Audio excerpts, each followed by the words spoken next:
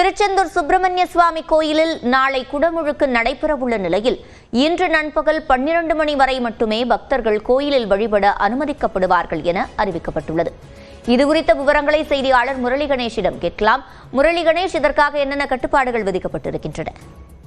சிவரஞ்சனி, முருகனின் அறுபடை வீடுகளில் 2ஆம் படை வீடான திருச்செந்தூர் சுப்பிரமணிய சுவாமி கோவிலினுடைய குடமுழுக்கு நாளை காலை வெகு விமரிசையாக நடைபெற இருக்கிறது.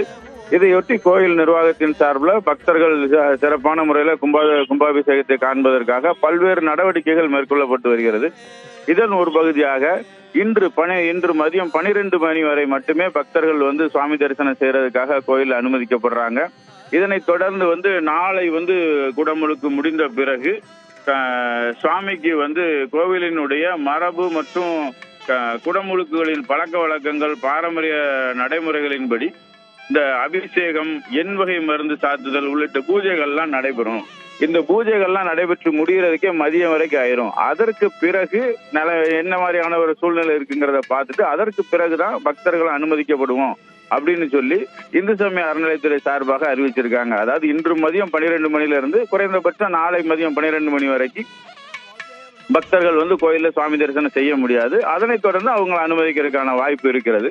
அதே சமயத்துல இந்த குடமுழுக்க பக்தர்கள் கடற்கரையில நின்று பார்க்கறதுக்கும் ராஜகோபுரம் முன்பு நின்று பார்ப்பதற்கும் சிறப்பான ஏற்பாடுகளை மாவட்ட நிர்வாகத்தின் சார்பில் செய்யப்பட்டிருக்கிறது. சிவரஞ்சனி, விவரங்களை வழங்கியமைக்கு நன்றி முரளி கணேஷ்.